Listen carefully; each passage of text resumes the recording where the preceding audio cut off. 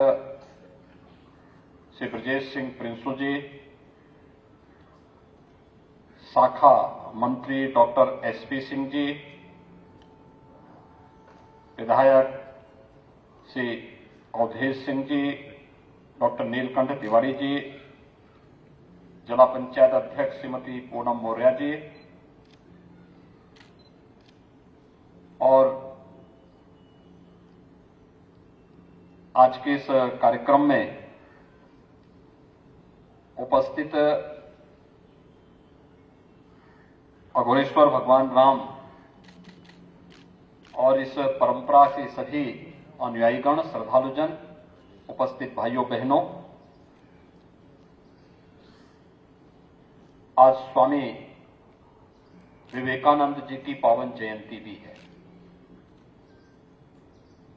पूरी दुनिया के अंदर भारत के सनातन हिंदू धर्म, वेद और भारत के दर्शन से दुनिया को अवगत कराने वाले स्वामी विवेकानंद का जन्म हम लोग राष्ट्रीय युवा दिवस के रूप में मनाते आ रहे हैं और मेरे लिए सुखद अनुभूति का अवसर है। इस अवसर पर इस पुनीत धाम में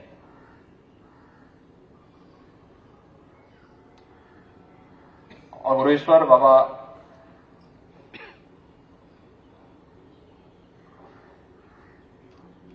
की इस पावन धाम में मुझे आप सबके साथ इस पवित्र कार्यक्रम के साथ जुड़ने का अवसर प्राप्त हो रहा है। मैं इस अवसर पर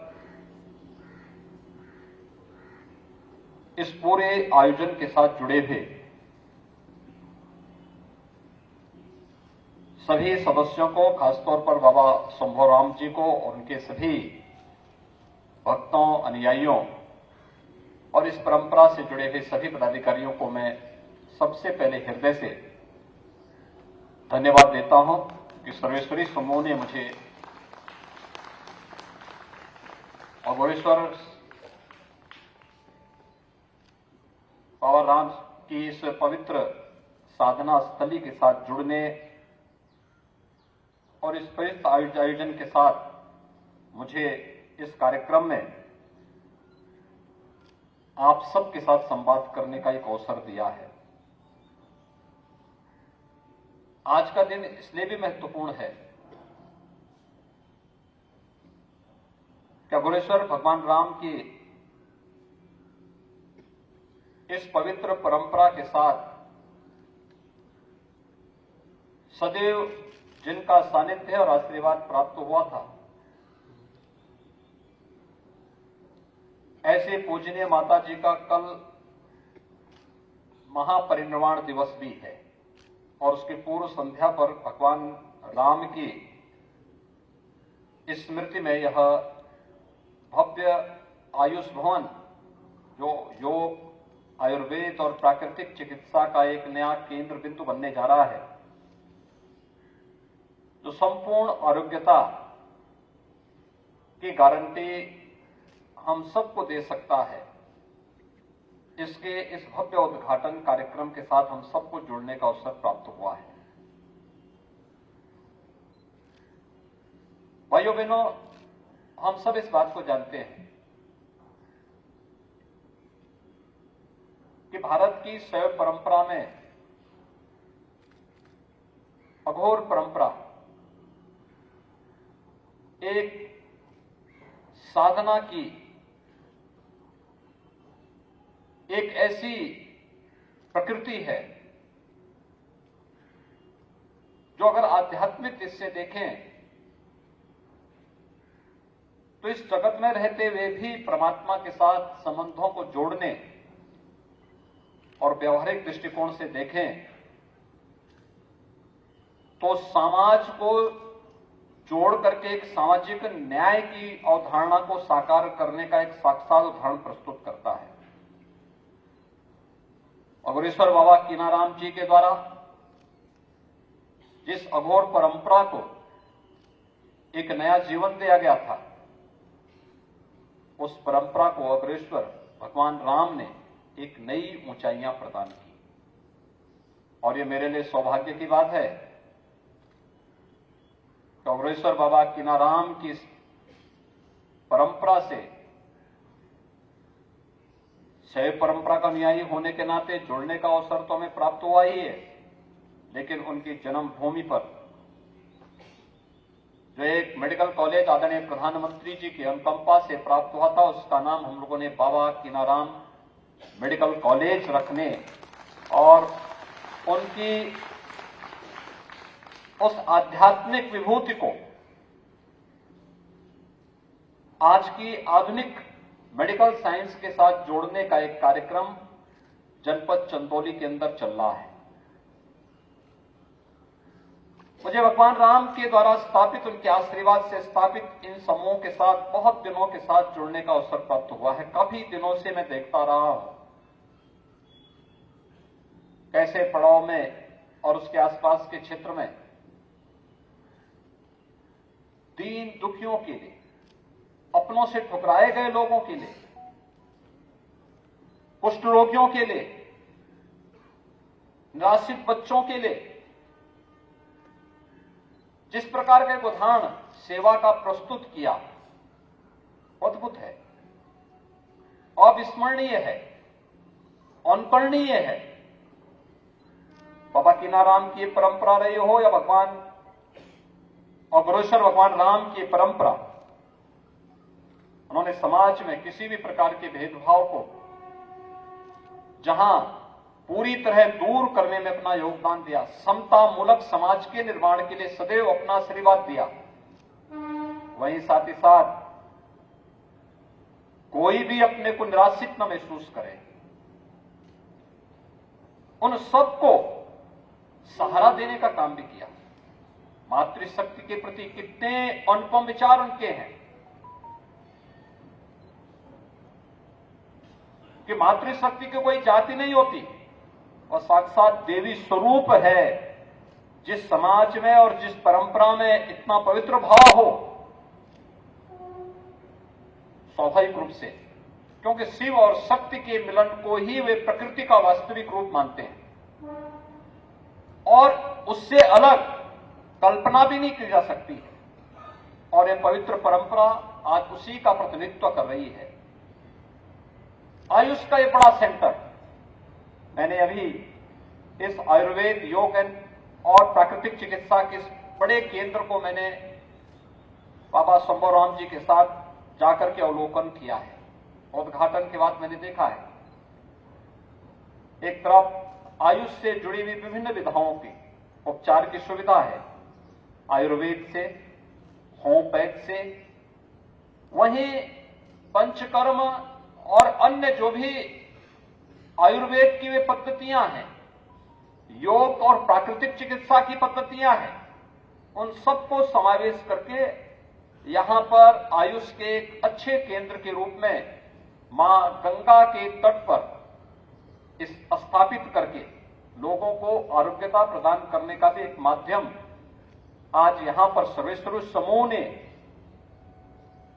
यहां पर अग्रेसर भगवान राम के इस पावन स्थली पर काशीवासियों के लिए और यहां पर आने वाले सभी नागरिकों के लिए प्रदान किया है। मैं इसके लिए यहां पर इस पूरी परंपरा से जुड़े हुए, खासतौर पर सर्वेश्वरी समूह से जुड़े हुए उन सभी पदाधिकारियों को हृदय से धन्यवाद देता हूं कि जिन्होंने आयुष की इस परंपरा को यहां पर एक नया स्वरूप प्रदान करने में अपना योगदान दिया है। भाइयों बहनों, हम सब जानते हैं 2014 में प्रधानमंत्री बनने के बाद मोदी जी ने देश के अंदर बिखरी हुई आयुष की विभिन्न पद्धतियों को जोड़ करके आयुष मंत्रालय का गठन किया, जिसमें आयुर्वेद, होम्योपैथ, यूनानी, सिद्धा, योग, इन सभी पद्धतियों को एक साथ जोड़ा और जोड़ करके उन्होंने एक मंत्रालय बनाया, आयुष मंत्रालय के रूप में। आज आयुष मंत्रालय देश के अंदर हेल्थ एंड वेलनेस के सेंटर में बेहतरीन कार्य कर रहा है। यह अपने आप में एक हेल्थ एंड वेलनेस सेंटर है जो आयुष पद्धति से लोगों को संपूर्ण आरोग्यता की ओर एक नई दिशा दे सकता है। और यही नहीं, 21 जून की तिथि को दुनिया के अंदर विश्व योग दिवस के रूप में मनाने का कार्यक्रम आयोजित करना है। आज दुनिया योग के पीछे भाग रही है। दुनिया के लगभग 190 से अधिक देश आज योग के साथ जुड़ करके भारत की ऋषि परंपरा की, योगियों संतों की इस परंपरा की, सिद्धों की इस परंपरा को आत्मसात कर रहा है, उसके व्यावहारिक ज्ञान को ले रहा है। पूरी दुनिया इसके साथ जुड़ रही है। व्यावहारिक दृष्टिकोण से देखें तो शारीरिक और मानसिक रूप से स्वस्थ रहने का एक माध्यम है, लेकिन आध्यात्मिक दृष्टि से देखें तो जीवात्मा का परमात्मा से मिलन का एक शुरुआत वहां से शुरू होता है। और योग का भी एक केंद्र यहां पर बनाया गया है। ये अनेक, यानी उन सभी को एक साथ जोड़ करके यहां पर बाबा शंभोराम जी की प्रेरणा से सर्वेश्वरू समूह ने इस कार्यक्रम को आगे बढ़ाया है। और अग्रेसर भगवान राम के नाम के साथ इसे जोड़ते हुए यहां पर आरोग्यता प्रदान करने का जो कार्यक्रम प्रारंभ किया है, ये निश्चित ही फलीभूत साबित होगा। अधिक से अधिक लोग यहां से आरोग्यता प्राप्त करेंगे। भारत की परंपरागत पद्धति के साथ जुड़ करके वे लोग न केवल स्वस्थ और निरोग होंगे, बल्कि एक स्वस्थ अपनी आरोग्यता के माध्यम से लोगों को भी एक नई दिशा देंगे। भाइयों बहनों, हमने आयुर्वेद और भारत की इस परंपरागत चिकित्सा पद्धति को एक प्रकार से विस्मृत सा कर दिया था, लेकिन इस सदी की सबसे बड़ी महामारी के दौरान आपने आयुर्वेद की ताकत को देखा होगा। न केवल भारत में, दुनिया के अंदर जो चीजें हमारी सामान्य पद्धति दिनचर्या की पार्ट थी, उसका हिस्सा थी, दुनिया उसके पीछे भाग रही थी। जैसे हम लोग हल्दी का उपयोग, सामान्य दिनचर्या में कौन ऐसा भारतीय परिवार होगा जो अपने यहाँ दाल, सब्जी या अन्य जो भी हम सब्जी रसोई बनती है उसमें हल्दी का उपयोग न करते हो, या जिन मसालों का उपयोग करते हैं, ये केवल मसाले नहीं है, ये केवल एक स्वाद के साधन नहीं है, बल्कि ये हमारी प्रतिरोधक क्षमता को कितना विस्तार देते हैं, कितनी मजबूती प्रदान करते हैं। यह कोरोना कालखंड में देखा होगा, जब बहुत सारे लोगों को हल्दी का पानी पीते हुए, दूध मिला हुआ हल्दी का, दूध में हल्दी मिला करके पीते हुए आप सबने देखा है। काढ़ा का सेवन करते हुए देखा होगा। मुझे लगता है कोई बिरला ही घर रहा होगा भारत के अंदर और दुनिया के अंदर जिसने आयुष काढ़ा को किसी न किसी रूप में न लिया हो। आयुर्वेद के पीछे भागते हुए समूह को, दुनिया को आप सबने देखा होगा, और ये चीजें दिखाती हैं कि आयुष में दम था, और इसलिए विपरीत परिस्थितियों के बावजूद भी वह कोरोना जैसी महामारी के दौरान लोगों के जीवन की एक आस बनी थी। और ये इसलिए महत्वपूर्ण है क्योंकि आयुर्वेद की वास्तविक जननी भूमि तो एक काशी ही है।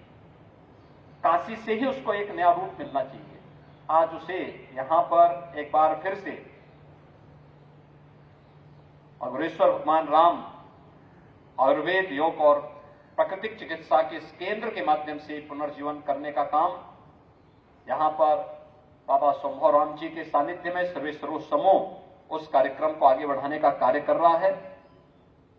उत्तर प्रदेश सरकार और भारत सरकार दोनों मिलकर के देश के अंदर आयुष के प्रचार प्रसार में पूरा योगदान दे रहे हैं। हेल्थ एंड वेलनेस सेंटर के माध्यम से हजारों सेंटर बनाए जा रहे हैं, जहां पर योग की सामान्य वहां पर क्रियाओं का अभ्यास कराने से लेकर के वहां पर आयुष पद्धति से उपचार की तमाम विभिन्न प्रकार के कार्यक्रम आगे बढ़ाए जा रहे हैं।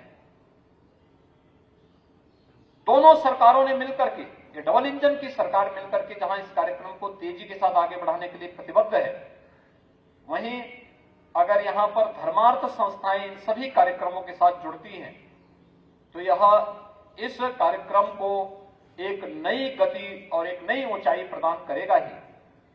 और मेरा मानना है कि अब तक उपचार करने के लिए लोग दुनिया में जाते थे। कोरोना कालखंड में प्रधानमंत्री मोदी जी के नेतृत्व में आपने देखा होगा कि भारत ने कुछ मॉडल दिए दुनिया को। अभी चीन के अंदर कोरोना की कहर आपने देखी होगी, चौथी पांचवी कौन सी कहर है चीन में कुछ पता नहीं लगता, लेकिन क्या खराब स्थिति थी। लेकिन भारत के अंदर कोरोना पूरी तरह नियंत्रित है। चीन की वैक्सीन फेल हो गई, भारत की वैक्सीन, एक नहीं दो वैक्सीन का लोहा दुनिया मान रही है।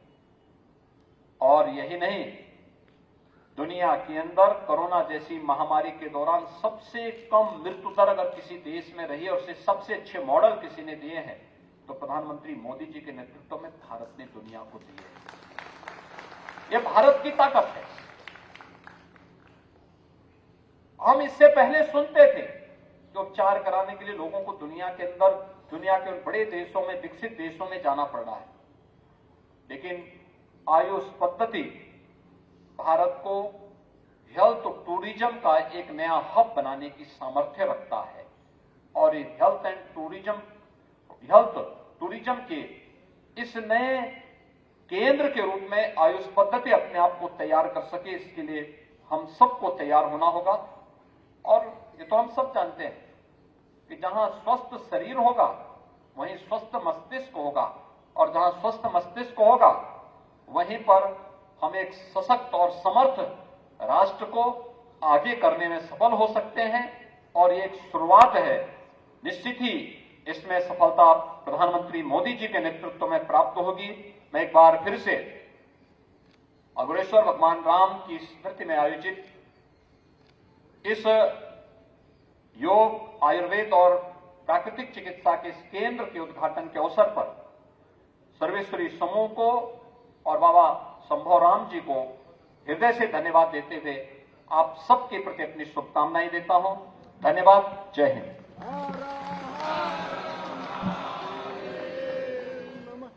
धन्यवाद महाराज जी, बहुत बहुत धन्यवाद। अब आगे के क्रम में आपसे सादर अनुरोध करता हूं कि कृपा करके इसी प्रांगण में वृक्षारोपण, तदुपरांत इसी प्रांगण से सटे हुए अवधूत भगवान राम वृद्ध आश्रम का अवलोकन करने की महान कृपा करेंगे। धन्यवाद महाराज।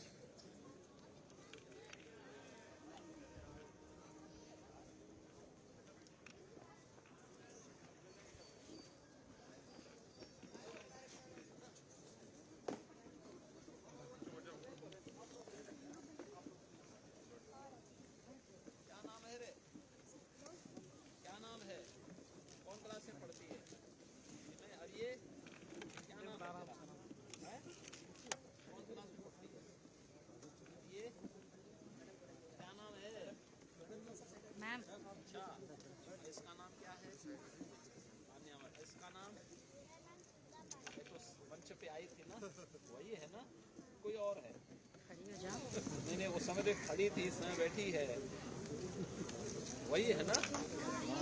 आइए, चल, बाबा को इसी ने दिया था उस समय, है?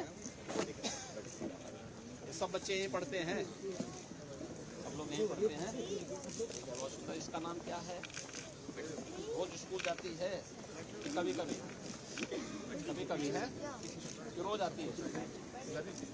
और इसका नाम रोज जाती है स्कूल, है? इसका नाम क्या है? रिया नाम है, बहुत शर्माती है। इसका गुरवी, इसका नाम आप कहाँ है?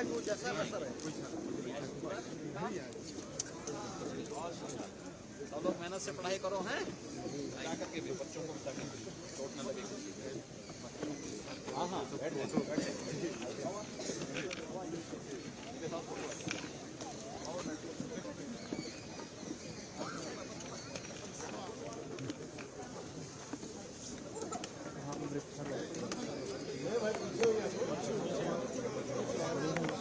बच्चों को रहना चाहिए, बच्चों को आप लोग बड़े लोग पीछे होइए।